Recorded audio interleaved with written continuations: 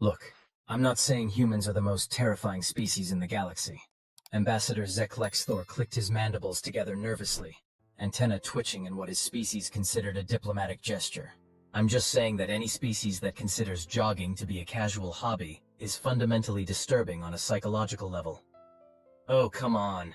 Lieutenant Rain Winters rolled her eyes, leaning back in her chair with the casual indifference that made the Tiscrete diplomat's exoskeleton quiver.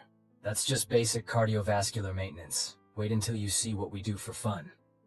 The meeting room aboard the Galactic Confederation vessel Harmonious Exchange had been designed to accommodate 27 different species' anatomical and atmospheric requirements, which meant it was a bizarre hodgepodge of furnishings, environmental chambers, and translation devices.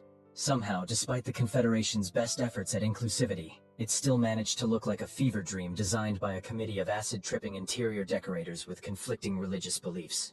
Admiral Kostevk, a gelatinous mass of semi-transparent purple tissue encased in what humans had affectionately nicknamed a snot mech, gurgled something that the translator interpreted as, "The human delegation is being deliberately obtuse.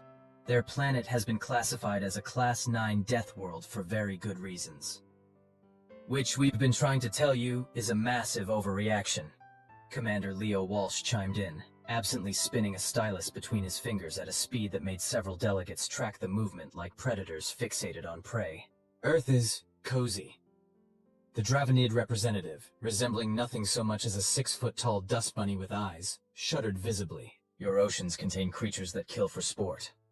Orcas are just playful," Winters protested. "They throw seals 40 feet in the air for entertainment before consuming them," the dust bunny countered, its voice a horrified whisper. "Yeah, but..." Winters searched for a defense and found none. "Okay, that's fair."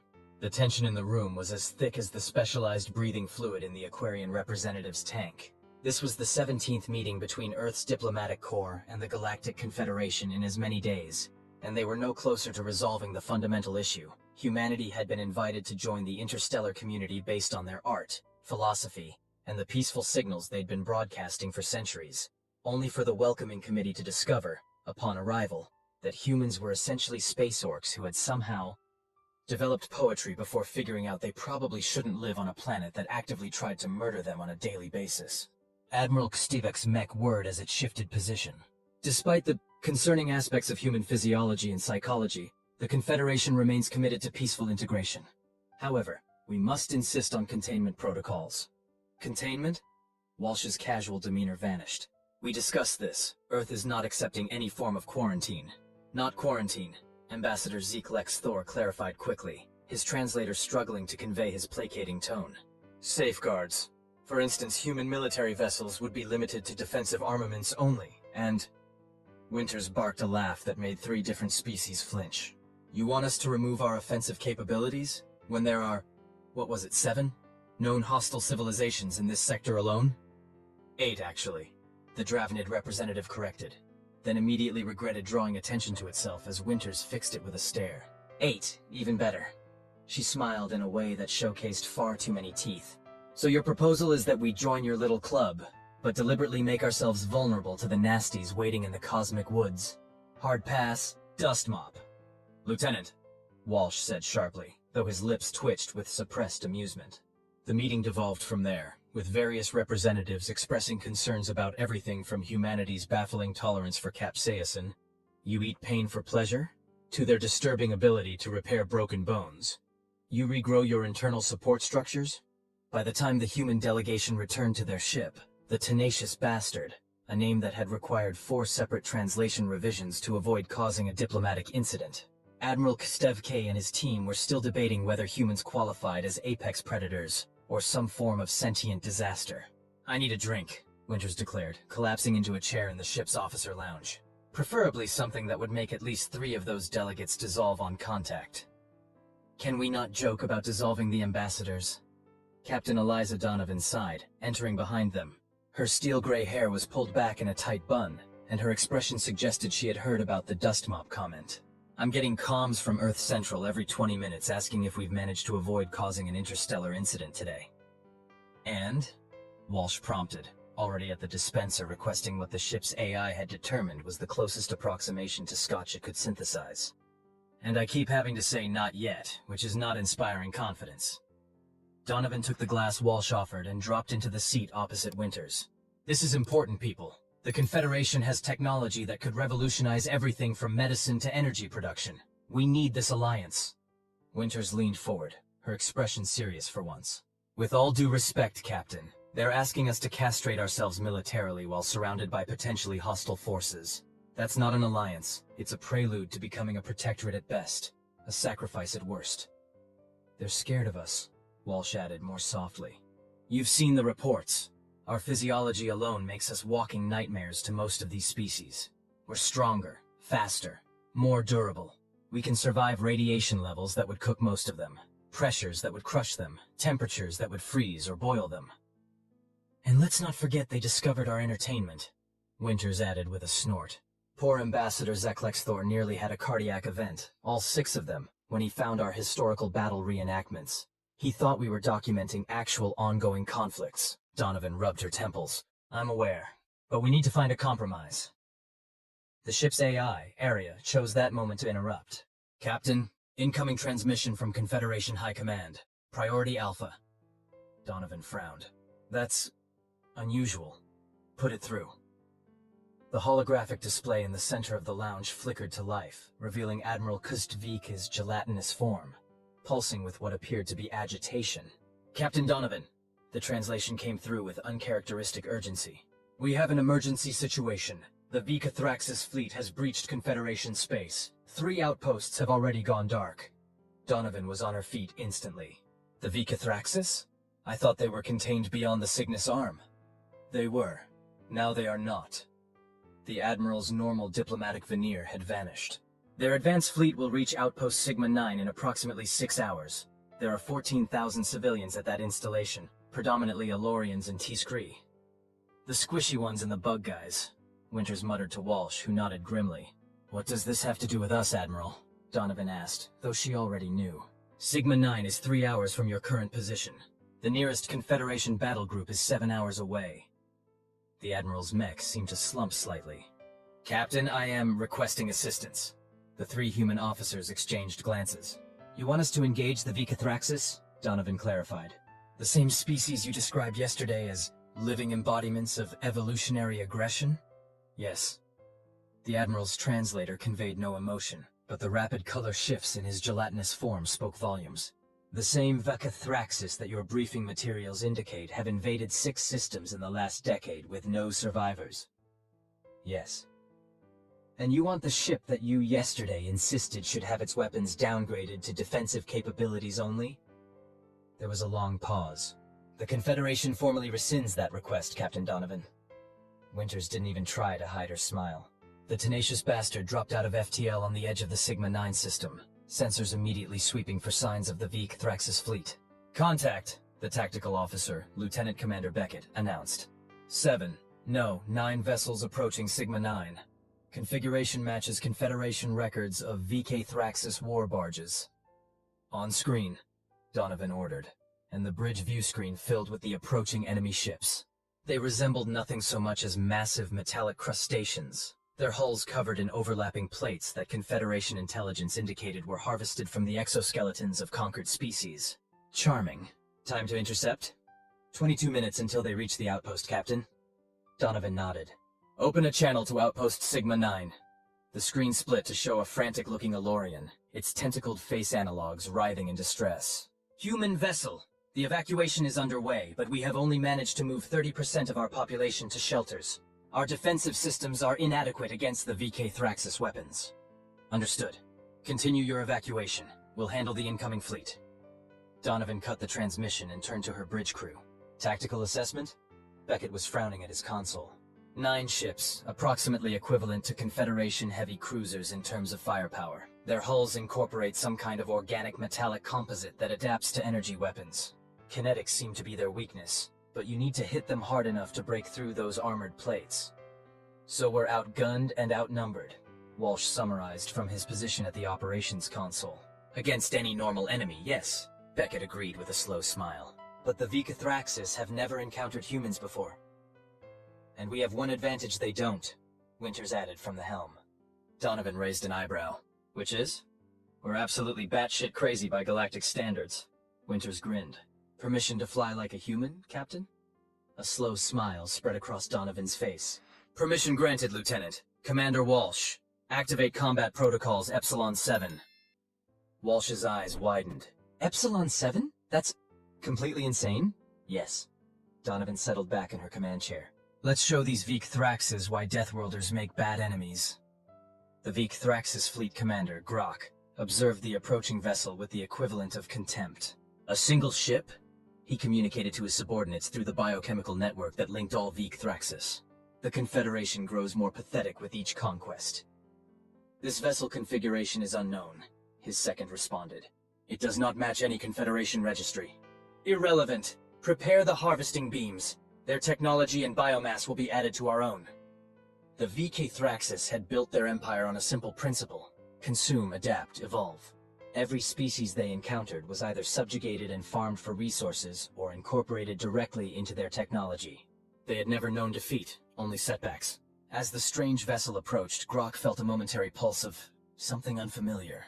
The biochemical network translated it as caution, which was so foreign to his experience that he immediately purged the sensation. The unknown ship accelerated suddenly, its velocity increasing beyond what should have been structurally possible. Target locked, his weapons officer reported. Harvesting beam charging. Then the universe went sideways. Executing Crazy Ivan! Winters shouted, hands flying across her console as she cut the main engines and fired the maneuvering thrusters at full power, sending the tenacious bastard into a spin that would have killed most species through G-forces alone. The humans on board, secured in their inertial dampening chairs and pumped full of anti-blackout drugs, merely grunted as their bodies were pressed into the cushioning. The ship rotated a full 180 degrees while maintaining its forward momentum, bringing its aft weapons to bear on the lead Veek Thraxis vessel. Fire tubes 1 through 4, Donovan ordered. The tenacious bastard shuddered as 4 kinetic penetrators, essentially massive tungsten rods accelerated to a significant fraction of light speed, launched from the ship's aft tubes. On the tactical display, they watched as the rods struck the lead Vac Thraxis ship. There was no explosion, no dramatic fireball, just 4 neat holes punched through the alien vessel from bow to stern, its systems failing as atmosphere vented from the precision wounds. Direct hit, Beckett reported unnecessarily. 1 down, 8 to go. The remaining Veek Thraxis ships altered their formation, splitting into 2 groups in an obvious attempt to flank the human vessel. They're adapting, Walsh observed. Tactical pattern suggests they've never seen kinetic weapons of this caliber before. Well then, Winters said with a predatory grin. Let's see what else they've never seen before. Permission to execute Maneuver Delta 9, Captain? Donovan nodded. Make it so. Delta 9 was a maneuver that had been theoretical until humanity had reached the stars, using the gravitational pull of a nearby stellar body to slingshot a vessel at speeds that would tear most ships apart. The tenacious bastard, however, had been built by a species that had evolved on a planet that routinely tried to kill them with everything from microorganisms to weather. Winters set a course directly towards Sigma 9's star, the engines screaming in protest as she pushed them beyond recommended tolerances. Are we diving into the star? The comm officer asked, eyes wide. Not quite, Walsh explained, his voice strained against the G-forces. We're going to skim the corona, use the gravitational pull to accelerate, then release at the optimal moment to go really fucking fast in an unexpected direction. Winters finished for him. Hang on to your lunches, people. Aboard the Veek Thraxis command ship, Grok was experiencing an unfamiliar emotion. Confusion. The vessel is approaching the star, his navigator reported. Their trajectory will take them into the corona. They seek self-destruction? Grok wondered aloud. Perhaps they are more honorable than most Confederation weaklings. No, his science officer interjected. They are adjusting course to utilize the star's gravitational field. This tactic is unexpected. Grok watched as the alien ship skimmed the outer layers of the star, its shields glowing white-hot with the strain. By all logic, the vessel should have been torn apart, but instead it was accelerating, using the star's gravity well like a slingshot. Recalculate intercept, he ordered. But before his crew could comply, the alien ship had released from its solar orbit, shooting toward the Veek Thraxis fleet at a velocity that their targeting systems couldn't track effectively. Evasive action, Grok commanded, but it was too late. The alien vessel tore through the formation, releasing what appeared to be primitive explosive devices, missiles, as it passed. The Victhraxis ships, with their sophisticated energy shields designed to repel particle beams and plasma weapons, had no effective defense against the simple kinetic force of the explosions. 3 more ships were crippled in the attack, venting atmosphere and debris into space. For the first time in his long life, Grok felt something akin to fear crawl through his biochemical network. 5 down, 4 to go, Beckett reported, his voice tight with restrained excitement. Engineering reports the heat sinks are at maximum capacity. We can't pull that maneuver again without a cooldown period. Won't need to, Donovan said calmly. The remaining ships are regrouping. They're not used to losing. Captain, the comm officer interrupted. We're receiving a transmission from the VK Thraxis command ship. Put it through. The view screen flickered to show a creature that resembled a nightmarish fusion of insect and reptile, with multiple compound eyes and a chitinous exoskeleton covered in what looked disturbingly like trophies from other species. Unknown vessel, the translator rendered in a flat mechanical voice. You fight with unexpected skill for Confederation allies. We're not Confederation, Donovan responded, leaning forward in her chair. We're humans, from Earth. There was a pause as the translation was processed. Then, humans. Your species is unknown to us. Your combat tactics are primitive but effective. The Victhraxis offer you the honor of surrender. Your biological and technological distinctiveness will be preserved within our collective. Winters snorted loudly. Did this bug just offer to assimilate us?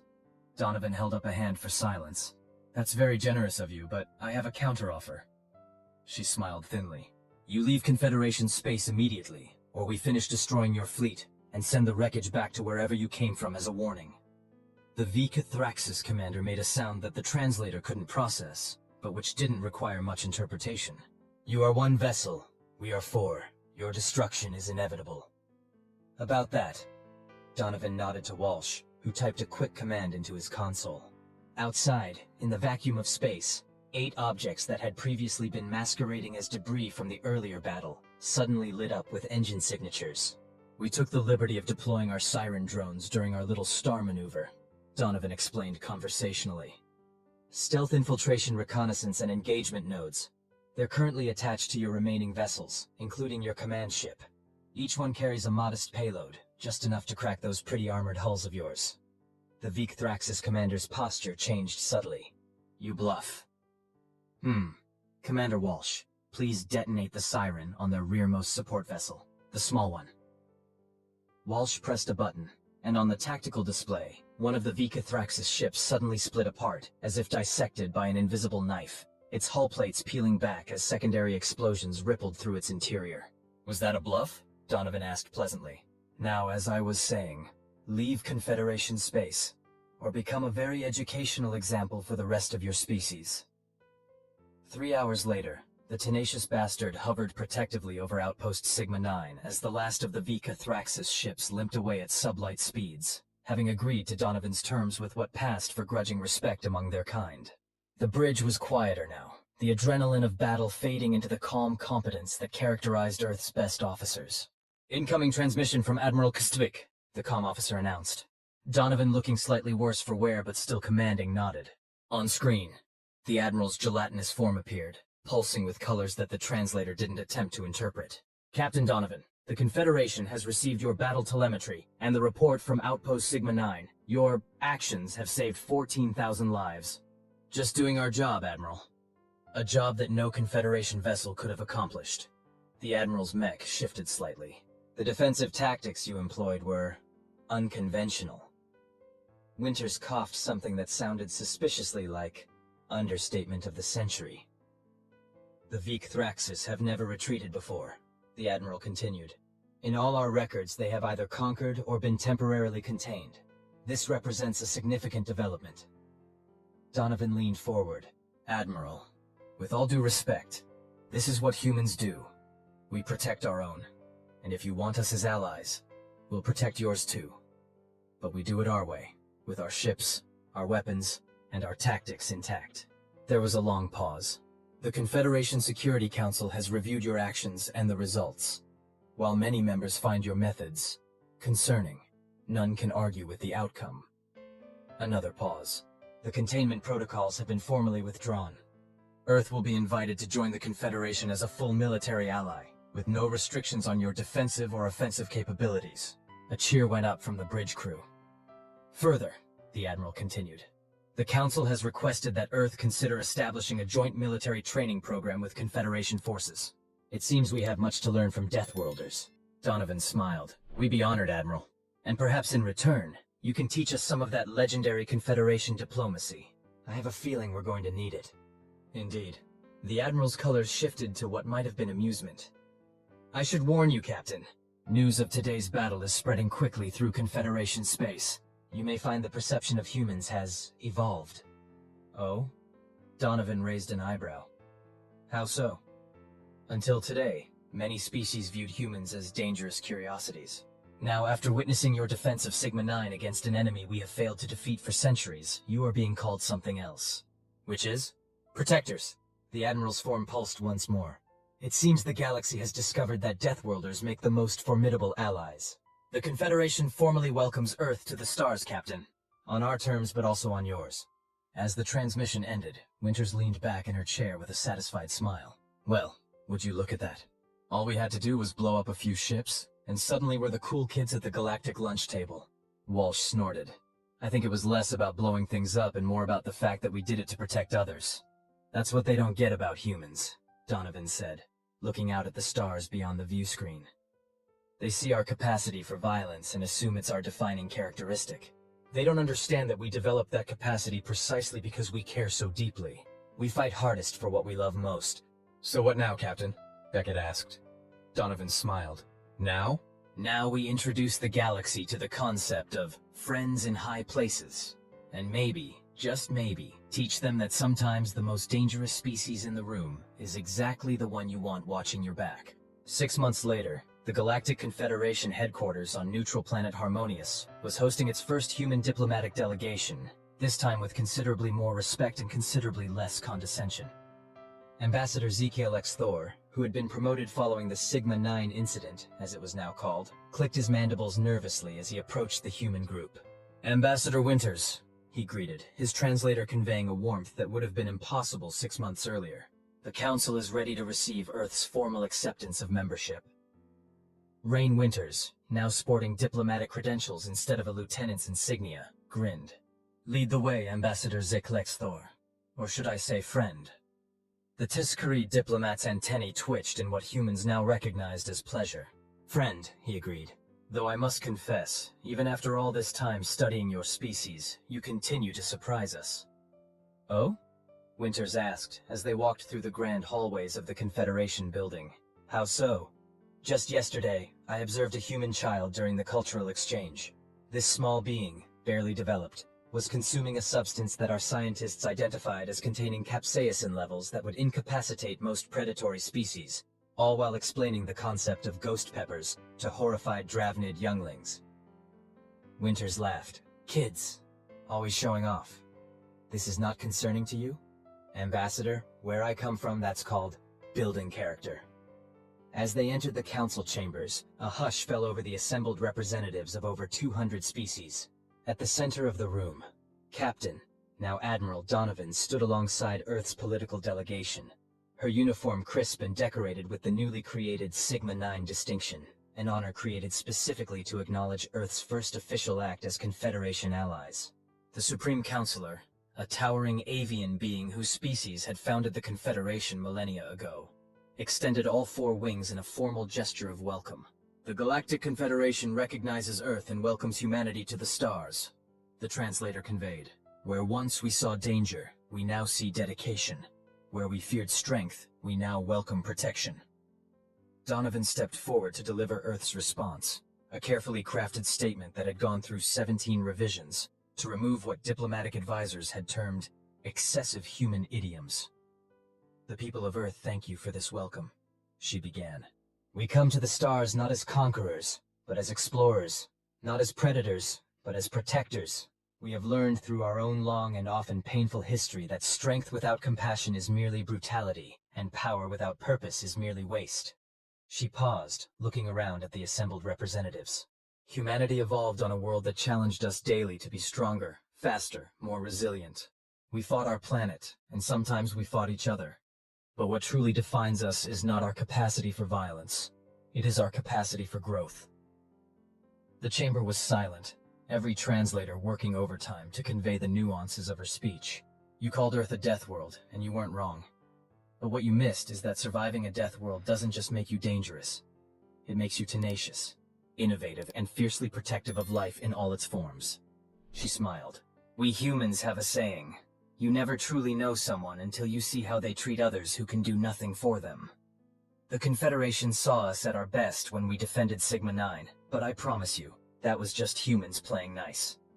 A ripple of something between concern and admiration moved through the chamber. Because if you think we were dangerous when we were playing nice, you should see what happens when someone threatens those we've sworn to protect. Earth is proud to join the Confederation not just as allies, but as guardians. The Death Worlders are here, and we bring with us not just our strength, but our solemn promise. What we love, we defend.